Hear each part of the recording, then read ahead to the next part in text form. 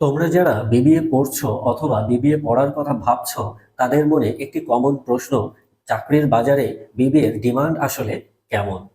আজকের ভিডিওতে আমরা জানার চেষ্টা করব চাকরির বাজারে বিবিএ এর ডিমান্ড সম্পর্কে।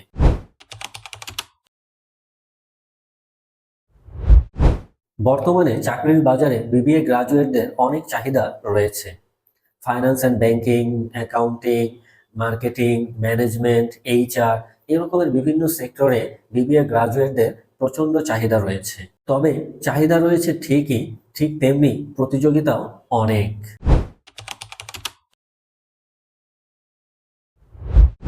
চাকরির বাজারে বিবিএ গ্রাজুয়েটদের যে সেক্টরগুলোতে সব থেকে বেশি চাহিদা রয়েছে, আসুন আমরা সে সম্পর্কে জানার চেষ্টা করি। মার্কেটিং সেক্টরে বিবিএ গ্রাজুয়েটদের অনেক বেশি চাহিদা রয়েছে, কেননা যে কোনো প্রতিষ্ঠান পরিচালনা করতে গেলেই মার্কেটিং এক্সিকিউটিভের প্রয়োজন হয়। এছাড়া বর্তমানে ডিজিটাল মার্কেটিংয়ে এক্সপার্ট হলে তার চাহিদা অনেক বেশি হয়ে থাকে। এরপর ফাইন্যান্স এবং অ্যাকাউন্টিংয়ের অনেক বেশি চাহিদা রয়েছে, কেননা যে কোনো প্রতিষ্ঠান পরিচালনা করতে গেলে সেই প্রতিষ্ঠানের হিসাব নিকাশ রাখাটা অত্যন্ত জরুরি।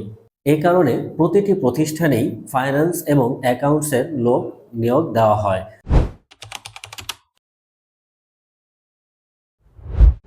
যদিও বিবিএর চাহিদা রয়েছে, কিন্তু দিন দিন চাকরি প্রার্থীর সংখ্যা অনেক বেশি বৃদ্ধিও পাচ্ছে, যা কিনা একজন চাকরি প্রার্থীর জন্য অনেক বেশি চ্যালেঞ্জিং।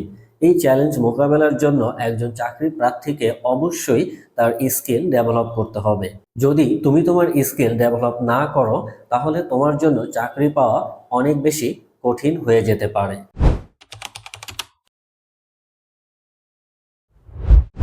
বিবিএ ডিগ্রি তোমাকে চাকরি পাওয়ার সুযোগ তৈরি করে দিতে পারে, তবে তোমাকে অবশ্যই কিছু স্কিল ডেভেলপ করতে হবে, যেমন communication skill, networking skill, technical skill.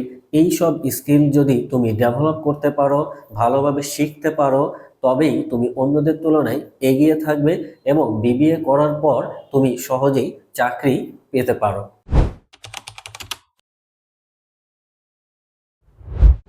ভবিষ্যতে এআই, ডেটা সায়েন্স এবং ব্যবসার ধরন পরিবর্তন হওয়ার ফলে চাকরির বাজারেও পরিবর্তন আসবে।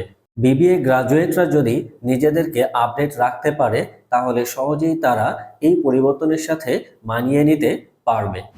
চাকরির বাজারে বিবিএর ডিমান্ড আছে, তবে তোমাকে সফল হতে হলে স্মার্টলি কাজ করতে হবে। তুমি ভবিষ্যতে কোন সেক্টরে কাজ করতে চাও কমেন্ট সেকশনে জানাতে পারো।